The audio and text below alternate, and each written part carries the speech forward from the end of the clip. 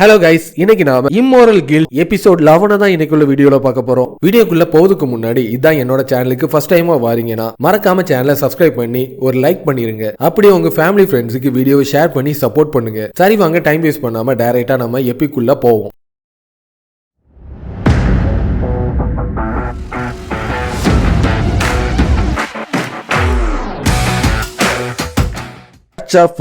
சேர்ந்தவங்க ஹோலி பேடா இருக்கிற பீனிக்ஸ் கடவுள வணங்குறது மட்டும் இல்லாம ஒயிட் மேஜர்ஸை சேர்ந்தவங்க பீனிக்ஸ் தான் பவர் அடைகிறாங்க. அதே மாதிரி பிளாக் மேஜர்ஸை சேர்ந்தவங்க செரிஸ் சொல்ற காடோட பவரை தான் அடைஞ்சு அவங்களோட மேஜிக்கை அவங்க யூஸ் பண்ணிட்டு இருக்காங்க. இந்த மாதிரி ரீஜெனரேஷனுக்கும் டெஸ்ட்ரக்ஷனுக்கும் சம்பந்தம் உள்ள மேஜிக்கை யூஸ் பண்ணக்கூடியவங்க தான் இவங்க பிளாக் மேஜர்ஸ், ஒயிட் மேஜர்ஸ். இவங்க ரெண்டு பேருக்குமே சுத்து போட்டாலும் ஆகாதுன்னு சொல்ற வகையில எலியும் பூனையுமா ரெண்டு பேருமே எப்பவுமே அடிச்சிட்டு மோதிக்கிட்டு தான் கிடப்பாங்க. இந்த கதையை எதுக்கு நான் இப்ப சொல்லி ஒயிட் மேஜை சேர்ந்த மெய்டனாவும் பிளாக் மேஜிக்கை சேர்ந்த டாக்ஸிக்கவும் ஏற்கனவே அவங்களோட குரூப் சண்டை போடுற மாதிரி அடிச்சுக்கிட்டு கிடப்பாங்க. நான் ஏற்கனவே கேள்விப்பட்டேன் பிளாக் மேஜிக்கும் ஒயிட் மேஜிக்கும் சுத்தமா பிடிக்காதுன்னு. ஃபர்ஸ்ட் சந்திச்சிருக்கும் போதே அடிச்சு புரண்டு கீழே விழுவாங்கன்னு நான் நினைச்சேன். ஆனா இவ்வளவு லேட்டா நடக்கும் சொல்லிட்டு நான் நினைச்சு கூட பாக்கலன்னு. கொஞ்சம் அமைதியா இங்க என்ன நடந்துச்சு சொல்லுங்கன்னு சொல்லிட்டு ஹீக்ரு கேட்டோன்னே ஹீக்ருவும் நோமாவும் மான்ஸ்டர் ஏதாச்சும் வருதான்னு அவங்க ஸ்கவுட்டிங்ல ஈடுபட்டு இருப்பாங்க. டாக்ஸிகோ, உனக்கு மாங்காவும் கேம்ஸும் பிடிக்கும்னு எனக்கு நல்லாவே தெரியும். ஆனா அனபாட்டாவும் ஒன்னே மாதிரி இருப்பான்னு சொல்லிட்டு நினைச்சு கூட பாக்கல. நீங்க ரெண்டு பேரும் எப்படி ஃப்ரெண்ட்ஸா மாறீங்கன்னு கொஞ்சம் சொல்ல முடியுமான்னு சொல்லிட்டு கேட்டோன்னே நீ நம்பாம போ. அனபாட்டா பாக்கிறதுக்கு தான்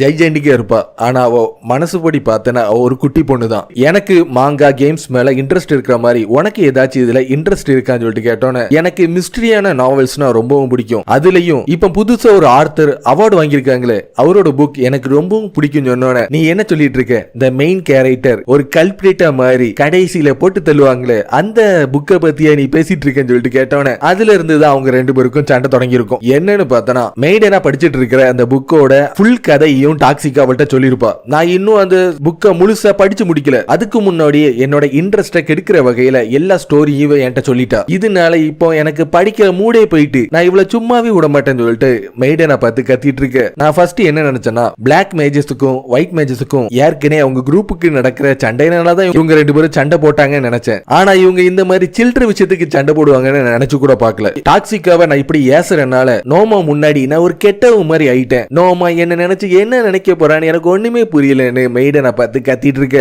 என்ன நடந்தாலும் நான் டாக்ஸிக்காவை மன்னிக்கவே மாட்டேன், அவள்கிட்ட நான் இனி பேசவே மாட்டேன்னு மெய்டனை பார்த்து கத்திட்டு இருக்க. என்ன மன்னிச்சிரு, நான் உன்கிட்ட போய் சொன்னேன். மெயின் கேரக்டர் ஒரு கல்பிரிட்டே கிடையாது. கடைசி கதையை நான் இது வரைக்கும் படிக்கவே இல்லைன்னு சொன்னோன்னே திருப்பி அந்த சப்ஜெக்ட பத்தியே பேசி என்னோட மனசை நீ நோக அடிச்சிட்டு இருக்கேன்னு சொல்லிட்டு அவ கத்திட்டு நீ இது தெரிஞ்சுதானே பண்ணிட்டு இருக்க, உன்னை நான் சும்மாவே விட மாட்டேன்னு மெய்டனா பார்த்து கதறத பார்த்தோன்னே மெய்டனா ஏற்கனவே கத்துறதுனால அதிகமான மான்ஸ்டர் அந்த இடத்தை நோக்கி வந்துட்டு இருக்கும். ஹீக்ரு அவங்க கூட பேசிட்டு இருக்கும் போதே அவனோட ஆரோஸை பயன்படுத்தி ஒவ்வொன்னையா தாக்கி அழிச்சிட்டு இருப்பான். நீ என்ன முட்டாள்னு நினைச்சிட்டியான்னு சொல்லிட்டு மெய்டனை பார்த்து கத்திட்டு இருக்க. இது கூட பேசிட்டு இருந்து 3 மான்ஸ்டர் நான் போட்டு தள்ளிட்டேன். நான் சாதாரண ஒரு பட்ரோல் தான் நினைச்சேன். ஆனா மெய்டனா கத்தி கூப்பாடு போட்டு மான்ஸ்டர் எல்லாத்தையுமே பொறி மாதிரி இந்த இடத்துல வர வைப்பான்னு நினைச்சு கூட பார்க்கல. டாக்ஸிகோவோட தப்புனாலதான் நோமா இப்ப என்ன தப்பா நினைச்சிட்டு இருக்கா. நோமா, நீ நினைக்கிற மாதிரி நான் அந்த மாதிரி பொண்ணுலாம் கிடையாது, என்ன நீ தப்பா நினைச்சிருந்தன்னு சொன்னோன்னே நீங்க ரெண்டு பேருமே ரொம்ப க்ளோஸா இருக்கிறனாலதான் உங்களுக்குள்ள அடிக்கடி சண்டை வந்துட்டே இருக்கு. உங்களுக்குள்ள அதிக சண்டை வரும்போது உங்களுக்குள்ள இருக்கிற நட்பும் அதிகமா மாறிட்டே தான் இருக்கு. உங்களே மாதிரி மாறணும் தான் நான் ஆசைப்பட்டு இருக்கேன். ஆனா இத பத்தி நம்ம இங்க இருந்து பேசுறது அந்த அளவுக்கு நல்லதே கிடையாது. நம்ம ஏதாச்சும் ஒரு சேஃபான ஒரு இடத்துக்கிட்ட போயிட்டு அதுக்கப்புறம் இத பத்தி பேசுவோன்னு நோமா சொல்றத பார்த்தோன்னே இதே விஷயத்தை தான் நானும் சொன்னேன். என் பேச்ச அவ கேட்கவே இல்லை. அதே நோமா சொன்னோன்னே அவ அப்படி கச்சிதமா கேட்டுட்டு இருக்கா.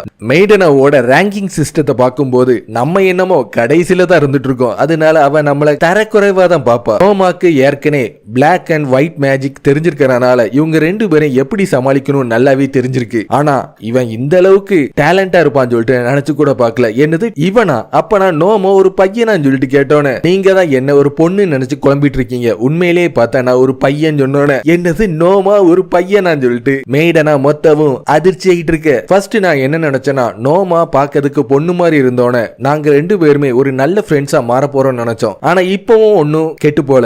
நோமா எல்லார விடவும் ரொம்ப ஸ்பெஷலானவ. என்னோட மத்த சக ஃப்ரெண்ட்ஸ் மாதிரி தான் நான் நோமாவை இப்போ வரைக்கும் நான் ட்ரீட் பண்ணிட்டு இருக்கேன். அவன் பையனா இருந்தாலும் பொண்ணா இருந்தாலும் எனக்கு எந்த ஒரு கவலையும் இல்லைன்னு சொல்லிட்டு அவன் சொல்லிட்டு இருக்க. மெய்டனாவோட பேச்சு சவுண்ட் அதிகமா இருக்கிறனால குரூப்பா மான்ஸ்டர் அவங்கள நோக்கி தாக்குறதுக்காக வேக வேகமா ஓடி வந்துட்டு இருக்கும். நீங்க இங்கே இருந்து பேசிட்டு இருங்க, மத்த மான்ஸ்டர் எல்லாத்தையும் நானே பாத்துக்கிறேன்னு சொல்லிட்டு அவங்க ஏற்கனவே ட்ரைனிங் செக்ஷனுக்காக தான் அந்த இடத்தை நோக்கி வந்திருப்பாங்க. ஆனா அது கடைசியில மான்ஸ்டர் ஹண்டா மாறிட்டு இருக்கும். நீங்க 2 பேருமே உங்களோட ரா பவரும் சரி மேஜிக் பவர்லயும் டேலண்டா இருந்துட்டு இருக்கீங்க. நான் கூடிய சீக்கிரத்துல உங்களை மாதிரி அதிகமா ட்ரைனிங் எடுத்து உங்களை சர்ப்ரைஸ் பண்ற அளவுக்கு நான் பவர்ஃபுல்லா மாறியே தீருவேன்னு சொல்லிட்டு இருக்கு. அப்ப திடீர்னு டாக்ஸிகோவோட பின்னாடி வழியா இருந்து ஒரு மான்ஸ்டர் டாக்ஸிகாவை தாக்க போற நேரத்துல டாக்ஸிகாவை டாச் பண்ண வச்சுட்டு நோமா அதுல சிக்கிட்டு இருப்பா. இந்த மான்ஸ்டரோட பேரு மிமிக் ரீப்பர். இருக்கலே ரொம்பவும் பவர்ஃபுல்லானது. அதுவும் பாய்ஸ கண்டுட்டுனா அது எந்த விதமான மெர்சியும் காட்டாது. எக்காரந்து கொண்டும் ஜாக்கரை எறின்னு சொல்லிட்டு டாக்ஸியோ கத்திட்டு இருக்காது. அதே மாதிரி அதோட டெண்டக்கிள்ஸ் பயன்படுத்தி நோமாவை தாக்கி அழிக்க தயாராகிட்டு இருக்கும். ஒழுங்கா நோமோட்ட இருந்து தள்ளி போயிரு டாக்ஸிக்கோ ஒரு கல்லை தூக்கி எரிஞ்சிட்டு இருப்பா. அது மான்ஸ்டர் மேல படுறதுக்கு பதிலா நோமோவோட வயிற்றுலயே போய் தாக்கிட்டு இருக்கும். இப்ப நம்மளுக்கு இருக்கிற ஒரே வழி என்னன்னா நம்ம 2 பேரும் சேர்ந்து சவுண்டா கத்துவோம். அந்த கத்துற சவுண்ட கேட்டு ஹீக்குரு கண்டிப்பா இந்த இடத்தை நோக்கி வந்துருவான். ஹீக்குரு இந்த மான்ஸ்டரையும் தோக்கடிச்சிருவான்னு சொல்லிட்டு அவங்களும் 2 பேரும் சேர்ந்து கத்திட்டு இருப்பாங்க.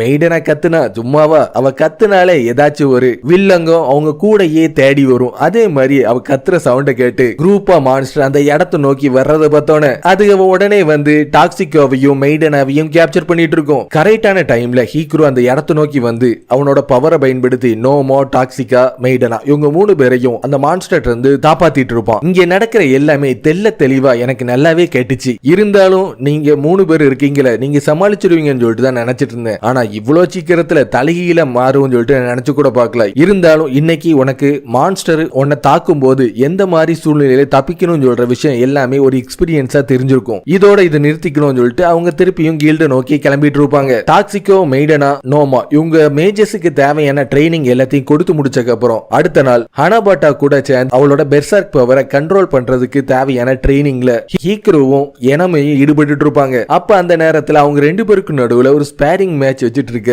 ஹானா ஒரு பெர்சர்க் பவர் அடைஞ்சு டைரக்டா வந்து ஹீக்ருவுக்கு ஸ்பியர் போட்டுட்டு இருப்பா. அங்க உள்ள விஷயம் எல்லாமே கைமீறி போறத பார்த்தோன்னே எனமே அவளோட சைல்ட் ரைசிங் மேஜிக்கா இருக்கிற லலபாய பாட்டு பாடினோன்னு கொஞ்ச நேரத்துல அவ அந்த மேஜிக்ல மயங்கி தூங்கிட்டு இருப்பா. எனமே சார், நீங்க நல்ல நேரத்துல தான் என்ன வந்து காப்பாத்தினீங்க. என்கிட்ட இருக்கிற அந்த 4 பேர்லயே அதிகமான மான்ஸ்டர் இப்ப வரைக்கும் முன்னாடி இருந்து தோக்கடிக்க கூடிய பவர் ஹனபட்டாக்கு மட்டும்தான் இருந்துட்டு இருக்கு. மத்த பார்ட்டிஸை சேர்ந்தவங்க எல்லாருமே இவளை தன்னோட டீம்ல சேர வச்சு முன்னாடி இருந்து சண்டை போட்டு ஜெயிக்கணும் தான் ஆசைப்பட்டு இருக்காங்க. ஆனா ஆனாவோட கரண்ட் ஸ்டேட் ரொம்ப மோசமா இருந்துட்டு இருக்கு. இவ மட்டும் இப்போ மத்த பார்ட்டி கூட சேர்ந்துட்டேன்னா அது பெரிய பிரச்சனையில போய் முடியும்.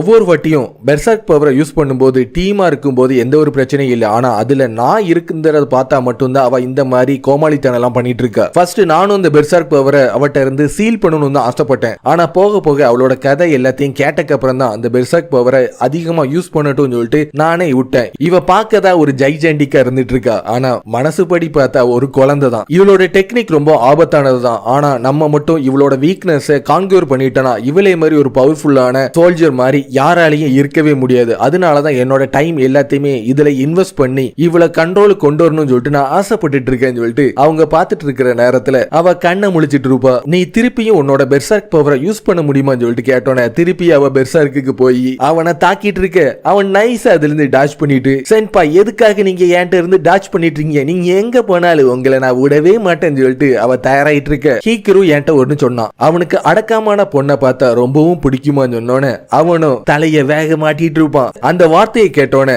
அவ உடனே ரொம்பவும் அடக்கமா மாறிட்டு இருப்பா. இந்த அடக்கம் உங்களுக்கு போதுமான்னு சொல்லிட்டு கேட்டுட்டு, சென்பாய் நீங்க சொன்ன மாதிரி நான் அடங்கிட்டேன், அதனால என் தலையில நீங்க வருடி விட முடியுமா, நான் சொன்னபடி எல்லாத்தையும் நீ கேட்டுட்டீங்கன்னா நீ ஆசைப்படுற மாதிரி உன் தலையில நான் அதிகமா வருடி விடுறேன். ஆனா நீ ஏற்கனவே போடுற மாதிரி அந்த உடும்பு பிடிய என்னோட வாழ்க்கையில நீ போட மாட்டேன்னு சொன்னா மட்டும்தான் நான் அந்த மாதிரி பண்ணுவேன் சொன்னோன்னே அவளும் ஓகேன்னு சொல்லிட்டு அதுக்கு ப்ராமிஸ் பண்ணிட்டு இருப்பா. கடைசியில நம்ம சொன்னது இவளுக்கு எல்லாமே புரிய தொடங்கிட்டு சொல்லி ஹீக்ருவோட கண்ணத்துல இருந்து ரத்தம் வழிஞ்சிட்டு இருக்கும். எனமே அவளோட கச்சிப்பை பயன்படுத்தி அதை தொடச்சிட்டு இருக்கிறத பார்த்தோன்னே இது நியாயமே கிடையாது, சென்பாய் நீங்க சொன்ன மாதிரி நான் அடக்கமா மாறிட்டேன்ல, அதை நான் தான் தொடப்பேன், உங்ககிட்ட நான் யாரையும் வர விட மாட்டேன்னு சொல்லிட்டு திருப்பியும் அவனை கேப்சர் பண்ணி இடும்பு பிடி போடுறதுக்கு அவ தயாராயிட்டு இருப்பா. என்னோட வாழ்க்கையில இனிமேல் இவளுக்கு நான் ட்ரைனிங்கே கொடுக்க மாட்டேன்னு சொல்லிட்டு அவன் அதிர்ச்சியை அதுல இருந்து டாச் பண்ணிட்டு இருப்பான். இதோட இந்த எபிசோடு முடிஞ்சிரும். சோ கண்டிப்பா இந்த வீடியோ உங்களுக்கு பிடிச்சிருக்கும் நம்புறேன். அப்படி பிடிச்சிருந்துச்சுன்னா மறக்காம சேனலை சப்ஸ்கிரைப் பண்ணி ஒரு லைக் பண்ணிருங்க. அப்படி உங்க ஃபேமிலி ஃப்ரெண்ட்ஸுக்கு வீடியோவை ஷேர் பண்ணி சப்போர்ட் பண்ணுங்க.